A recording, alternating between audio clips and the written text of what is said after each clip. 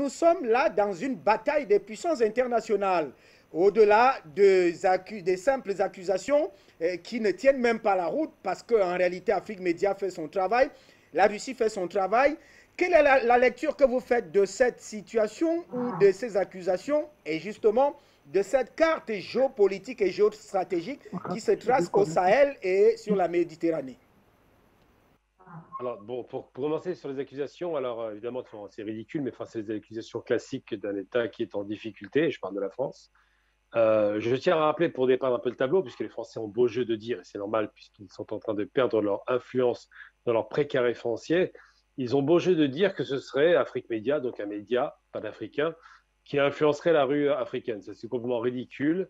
À ce moment-là, ils oublient gentiment que les réseaux sociaux sont quand même le premier catalyseur de colère. On l'a vu avec les fameuses révolutions arabes organisées de l'extérieur. C'était une façon de pouvoir fédérer de la colère populaire. Parfois, ça a été salvateur, d'autres fois, c'était catastrophique par la suite. Et on se rend bien compte de ce qui s'est passé en Syrie. Ça n'était plus du tout une colère populaire, mais bien une instrumentalisation de l'étranger. Ensuite, évidemment, les Français ont, il faut le rappeler quand même historiquement, depuis 200 ans, ils ont 61 guerres derrière eux. C'est pas rien. C'est un pays qui passe son temps à faire la guerre, plus encore que les États-Unis, ce que les gens ne savent pas. Et il faut se rendre compte d'une chose, c'est qu'aujourd'hui, les Russes se sont redéployés avec le soutien effectivement d'alliés stratégiques comme l'Algérie, qui est un soutien depuis toujours. Hein, c'est pas d'hier que les Algériens et les Russes sont en bon terme, et ont décidé de sécuriser enfin le Sahel, puisque ça fait 8 ans que la France fait semblant de sécuriser le Sahel.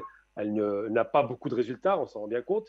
Et donc les Russes ont décidé, avec le soutien logistique algérien et cette coordination des forces qui vont être mises en place avec les régimes africains, bien sûr, avec les directions politiques de ces pays, qui soient d'ailleurs élus ou pas, c'est pas très important, mais surtout ce sont des gens qui veulent apporter la paix civile. Ils ont décidé de reprendre la main. Alors on l'a vu avec ce qui s'est passé en République centrafricaine, où ça a démarré comme d'habitude avec des guerres civiles fabriquées de toutes pièces, avec des idées idéologiques, soi-disant interreligieuses.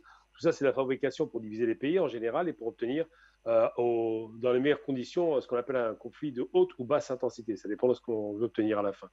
Donc, quand il y a du pétrole, on essaie de faire baisser l'intensité. Quand il n'y a pas de pétrole, on essaie de faire des conflits de haute intensité qui empêchent effectivement les pays non seulement de revenir à la paix civile, mais surtout de se développer. Et le terrorisme est une arme redoutable en cela parce que ça ne veut rien dire le terrorisme. C'est un mélange un peu de tout. Ce sont des radicaux qui vont s'agréger autour de différentes idéologies et qui vont effectivement, de façon chronique, déstabiliser ou détruire les États. On l'a vu au Moyen-Orient particulièrement.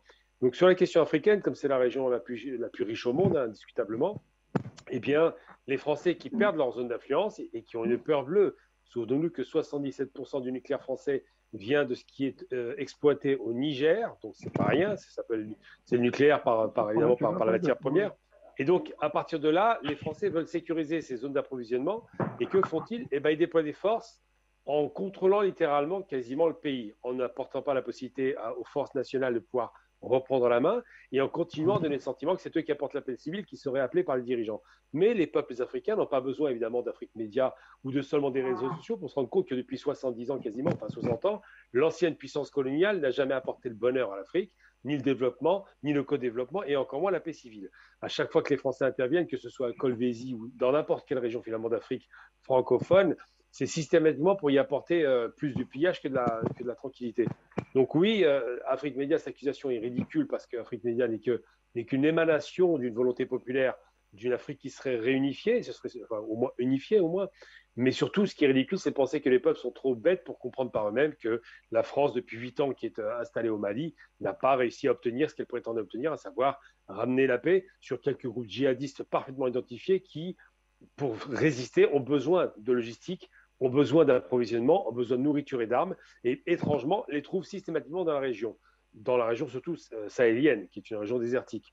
Donc ça ne surprend pas beaucoup de monde de penser que la France a échoué en Centrafrique, et je pense que l'Afrique de l'Ouest, maintenant, a envie de ne plus voir la France sur place, mais peut-être un partenaire un peu plus sérieux, un peu plus crédible, qui rapporterait la paix civile, comme on l'a vu en République centrafricaine, où 70% du territoire a été sécurisé.